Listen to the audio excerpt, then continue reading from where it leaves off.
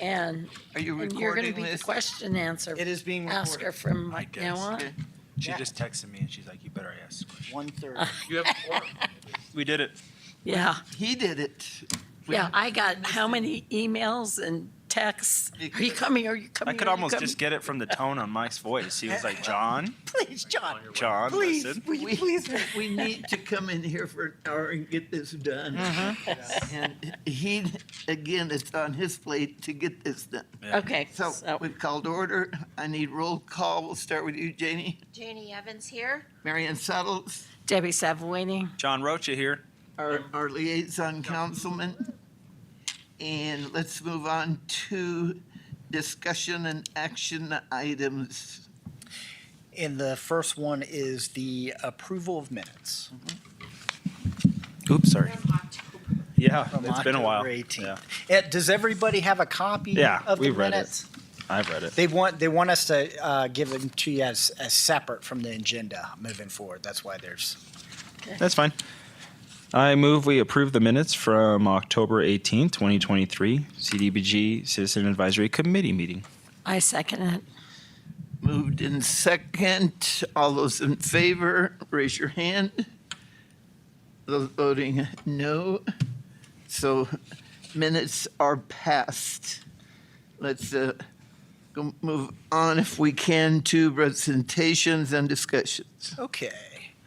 So let me grab the thicker.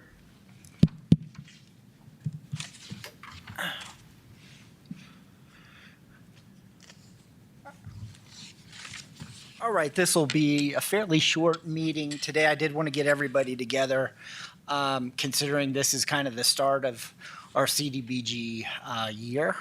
Our next meeting will actually be presentations. So, Wow. yeah. Wow. Some of the applications have come in, but not many yet. I'm getting a lot of phone calls from applicants asking for help and whatnot. So, let us.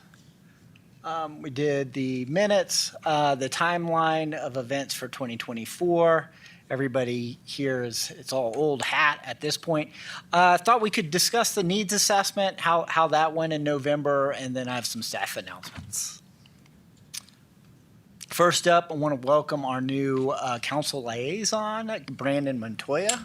Welcome to CDBG land. Sir, but So, we're glad to have you, for sure.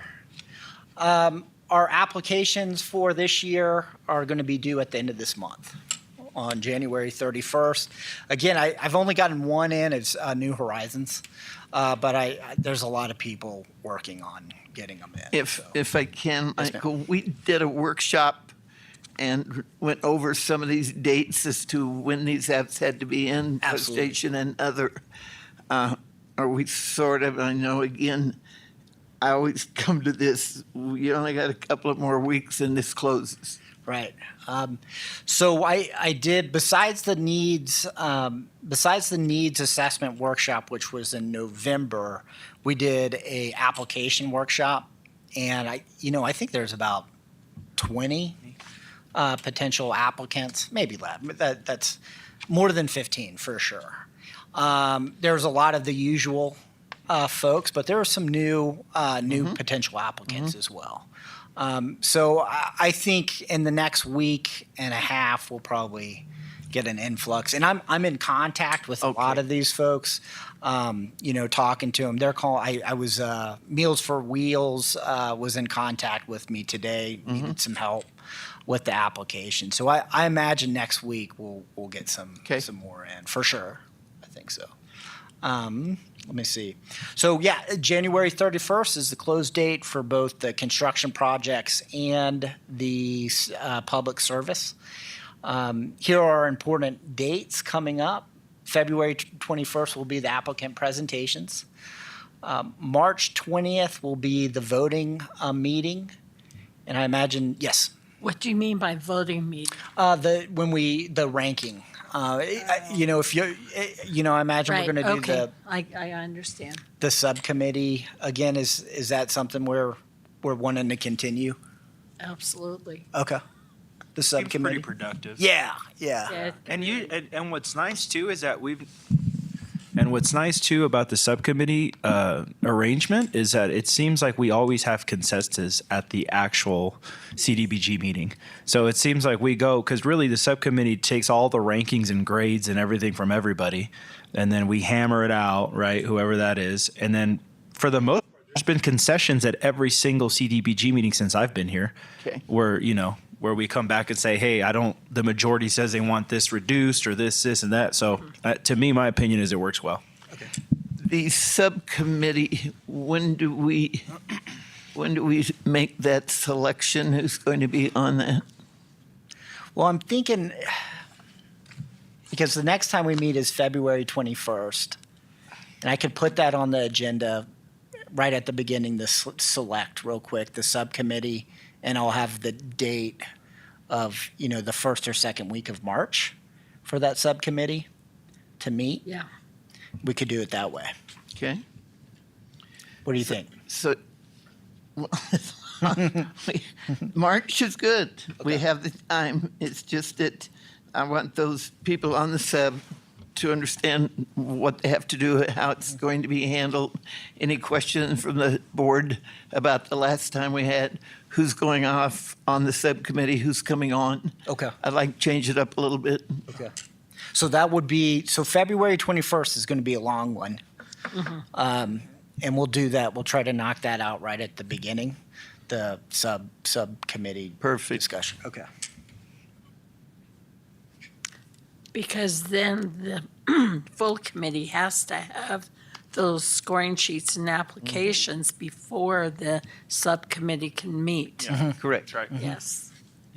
It just get established and then it sort of flows through and then they get it at the end. Okay. Mary Ann, can I just ask a quick question? Please. Michael, so you mentioned we've only received, so the deadline's the 31st of this month. We've only received one application. Okay. Do you have any estimation as to how many total? I mean, from I think it's going to be similar to last year. Similar, So okay. probably, I'm really interested to see what we're going to get from construction okay. Yeah.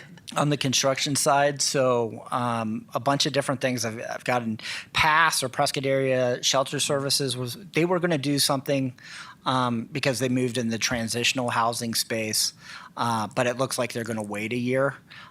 We might see something from the adult center. CCJ is working on a project that's like affordable housing. One of the things that I'll send this out. This came from HUD, and I'll send it out to the committee. Is CDBG you can't go towards new construction. It can go towards the purchase of land or acquiring land or demolishing a structure that is there, but no new construction. They did change something, and that has to do with using CDBG funds towards affordable housing, specifically manufactured homes. I don't want to make it. I'm going to send out the HUD report on that specifically so everybody can see it. But that was something HUD is thinking about affordable housing and what to do there. So Well, and I've been following that nationally, Right. and it seems like they're really loving that manufactured factory built product right now. I know they've been in and out of like shows and model homes and everywhere all over the country. But you'll send that out, and that's essentially HUD's code change of what it is allowing, maybe manufactured for new construction or something like that. Okay. Right. I can't. I've read it a couple of times, and working with my rep to make sure it's we understand it clearly. So I'll send out what they sent, and everybody can try to interpret. So the voting meeting, and prior to the voting meeting, we'll have the subcommittee meeting is on the 20th, and then April 17th. That meeting will be a new committee term begins, and we'll talk about the annual action plan, which is basically who has been voted for or ranked to go forward to council as projects. And then I'm going to try early May this year to get the annual action plan in. And so we're looking at this timeline. This is us being completely caught up. So we were a month and a half behind throughout like all last year, and this year I think we're going to be on track. Strong work, Michael. Yeah. He said, I think. I think. Yeah, that's true. Don't quote. Anything can I think happen. strong work. Anything can happen. Any questions regarding the timeline? Any pretty standard? Okay. Yep. Next slide. The needs workshop. Just wanted to talk about it. There were some committee members that were there. So we had a total of 19 attendees from the community there. I thought that was pretty good. There are that list is everybody that was represented. I think some new folks in there, or some folks that hadn't applied for a while, were part of that workshop. What did you, for those that were there, what did you guys think of the needs assessment? Well, again, it's the majority of the same organizations coming in and applying for something else. Not a lot of questions, and I believe they'll probably funnel to you the newer groups. They'll come to you as to somebody up here because these guys are trying to get their own. They're not necessarily going to mentor the next. But it's going to be politically correct. Any time there's money that can be handed out through a program, which is the feds to the state, to us, you're going to get these nonprofits lining up, but they just have to jump through HUD's hoops. HUD is not easy to work with. That's right. The one, there's a bunch of different ways you can use this money. One that came up was for employee retention. That's kind of when it comes to CDBG, their priority is more on the housing and whatnot. But there did seem to be a bit of interest for that employee assistance. I don't know if we're going to see some of those applicants. Just wanted to. Any thoughts on that? Is that COVID money spent? COVID money, I'll give an update right now on that. No, the COVID money's not spent. We're still waiting for HUD to approve our new use. And it was supposed to be a couple months ago. But so. Is that when we just refresh my memory, is that when we broadened it a little bit to include like housing assistance deals and stuff like that? Okay. So we haven't gotten an answer back from them if that's approved. No, we haven't. So what we did just with the, we're looking at around 250,000 left. How it was set up was the Chamber of Commerce Foundation with Sherry Heine had two uses for that Prescott COVID money. One was housing or rental assistance if affected by COVID, and the other one was economic, so businesses. And I think the limit was 5,000 for both. So what we did with the amendment was increase that amount to 10,000, with I think more of a focus towards business on the business side. And then we also opened it up where we could do infrastructure projects, like what Polera Health is doing, and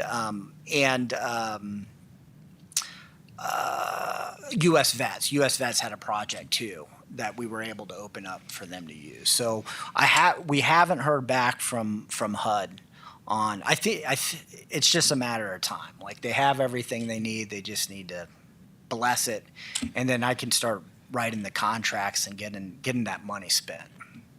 Is your impression of that being administrative in nature, like the snag, or is it because of our content or because of because of our uses, our proposed uses? Absolutely, it's completely administrative. Okay. The feedback that I was getting from HUD was, just it was almost like write in whatever. And I was like, are you serious? This doesn't sound like HUD, That's and right and but- whatever. But there's a lot of motivation from their end to spend that money and spend it fast.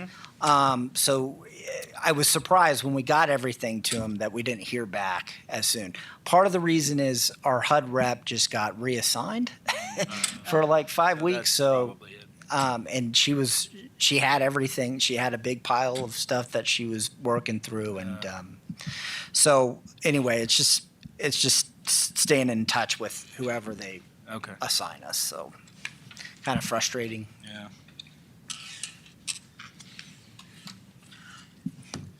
Okay.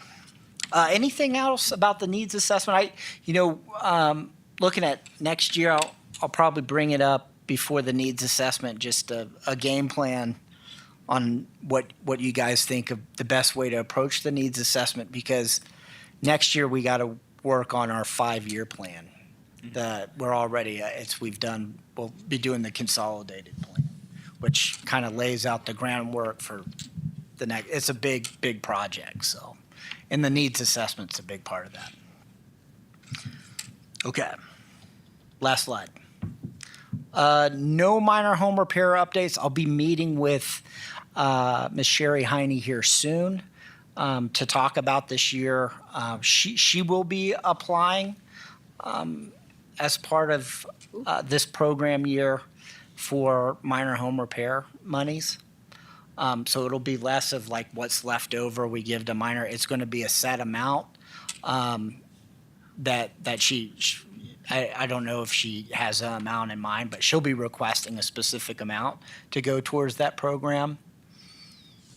Everybody's term is up on March 24th. So right now, are you coming back? Yes. Yeah, how's it going? Come on, Michael, don't put me on the spot. Yeah. So, just getting in the application by January 26th. I'll make sure. I will. Yeah. Marianne starts looking around like, Yeah. better. I'll make sure I get out the link through the city clerk or city manager's office on how to do that. I think you've You already. already sent it out. You're good. Yeah. Yeah. But I'll we never did receive there were two things. Okay. There was the application and then there was some training. Right. Open law. Oh, yeah. But I did Open that. I've never received that. Okay.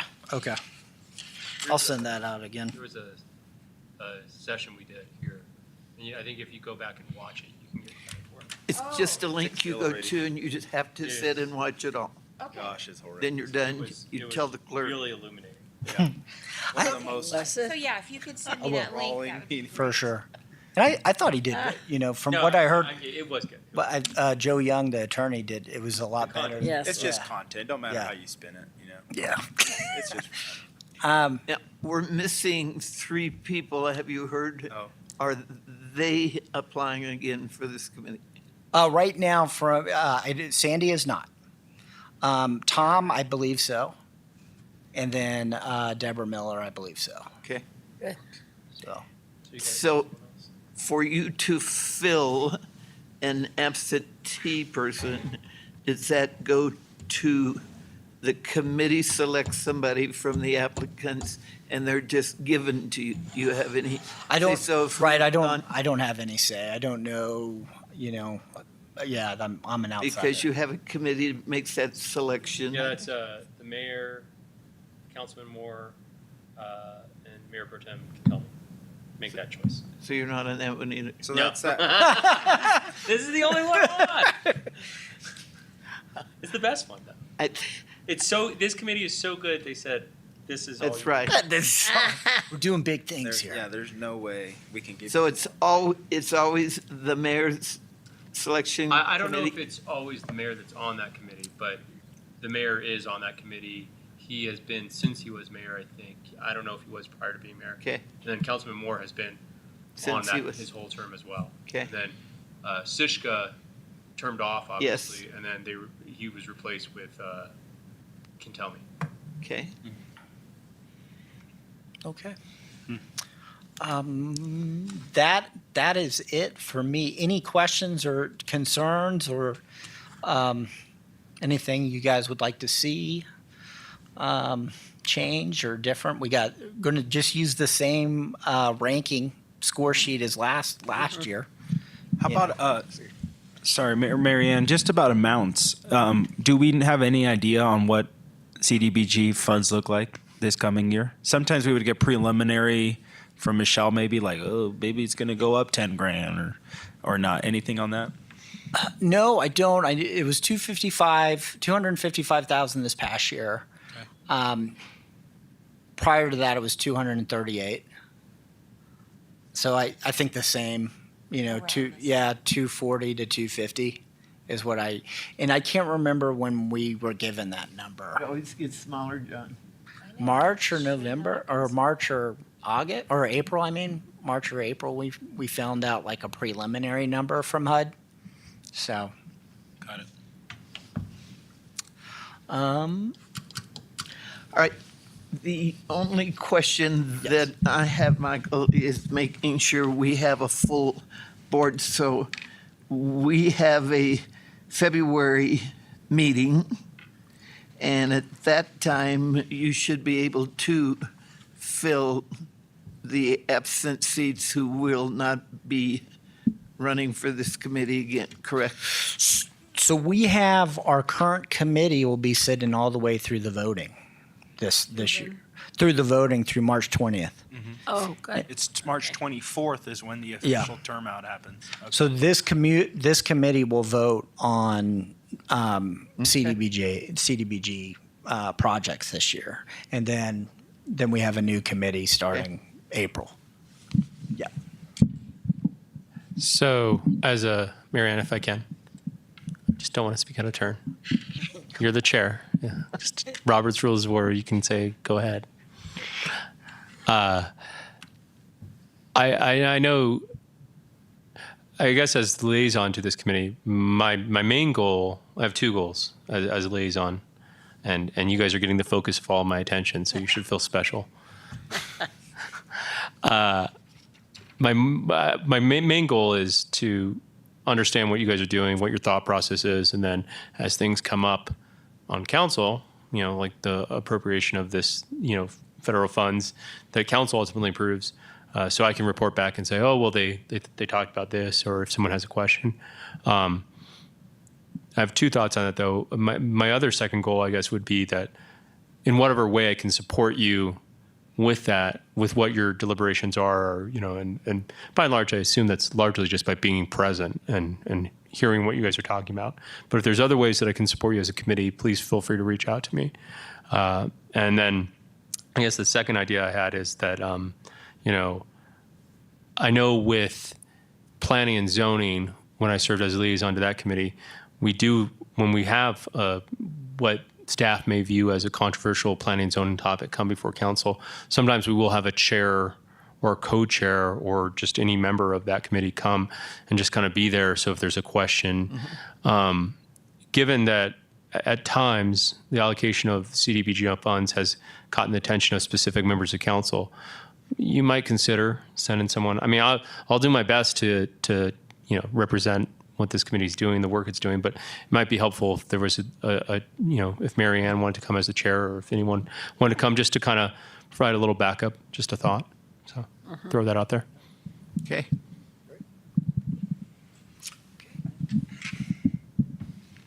Any other comments or questions or anything regarding CDBG? So then with that, we can adjourn. I have 1:54. Nice. Everybody. So do you want like all the applicants and our score sheets just to see how we operate? I mean, it's another piece. He's gonna hear us hammer that out. I'm gonna listen to you deliberate, obviously, or as much as you do. It sounds like you have a subcommittee that kind of vets it a little bit Right. further, and you go forward. And I don't. Again, my idea of how liaison's supposed to work is I'm here to observe mostly. Hopefully, this is the most you ever hear me speak at a meeting. I'm serious because I mean I don't want to interfere with your process, right? Because ultimately it gets kicked up to me anyways, and so if I'm putting my thumb on the scale, that's not really appropriate.